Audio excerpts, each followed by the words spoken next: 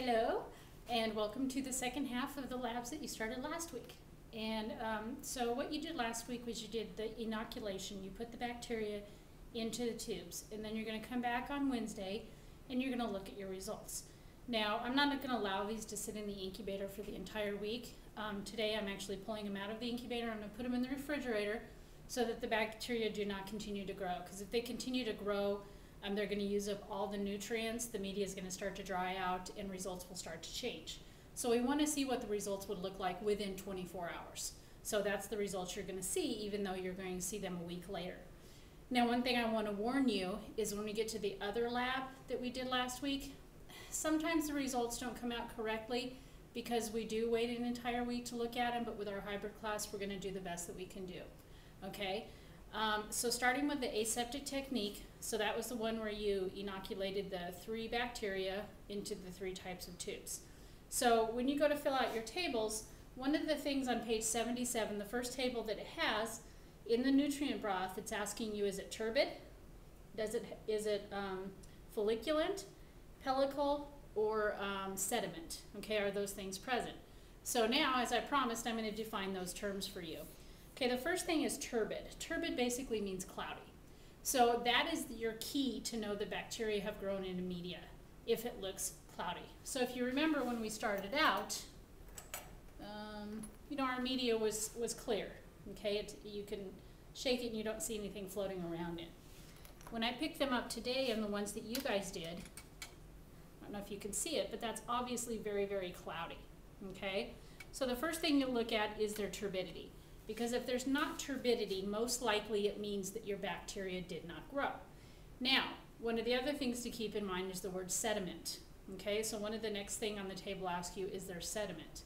Well, think of it the bottom of a lake. Okay, so if the bacteria fall to the bottom, there would be sediment.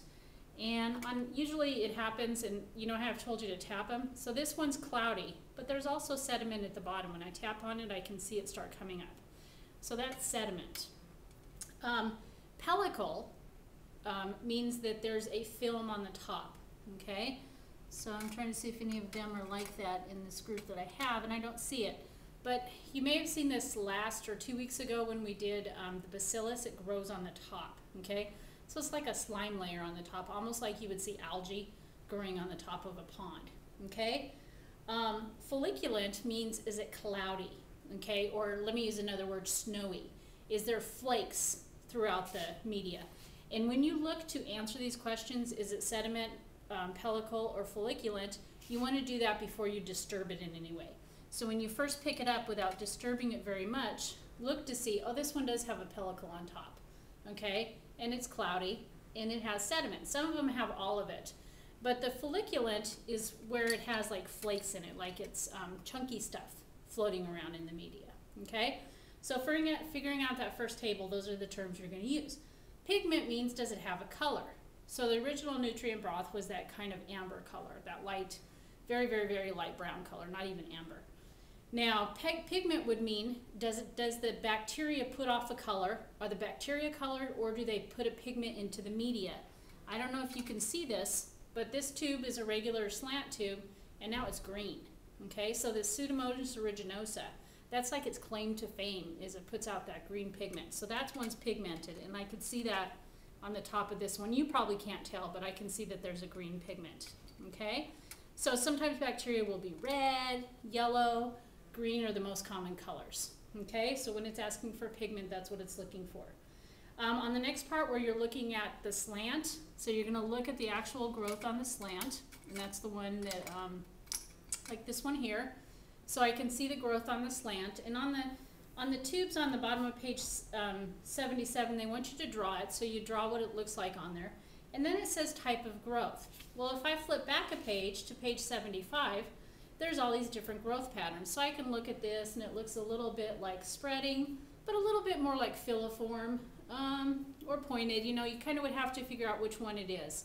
So you'd have to distinguish between how you put it on the media and how the bacteria are growing out. Sometimes they have a beaded pattern where they look like little dots. So on page 77, where it asks for type of growth, you're going to use those terms, beaded, filiform, things like that, to describe the growth. Okay? The next one on the page 78 on the auger deeps, this is where you stabbed it. So we were hoping to have some good clean stabs. It doesn't sound very good. So what do you want to look for here is the bacteria moving away from the point of the stab into the media, not growing on top, but where the stab is, see the bacteria coming out from the stab. The book describes it as looking like an upside down Christmas tree, but that would be if you got a really good straight stab. This one I can kind of see growth going in different directions throughout the media, so I would call that one positive for that. And what it's looking for is motility. If bacteria have flagella, then they can swim through the media and move out away from that point of the stab, okay? Then the last thing that you're going to do with this particular lab is you're going to gram stain the Lactococcus lactis from the slant and from the broth. So you're going to make 2 gram stain smears. You're going to fix them. We'll let them air dry. Then you're going to fix them. Then you're going to do your gram stain. So remember, that was the crystal violet, the iodine, the acetone alcohol, and the safranin. Okay? So you'll have to refer back to your gram stain procedure. Make sure you go back and look at that before class on Wednesday so that you know what you need to do just to save on time. Okay?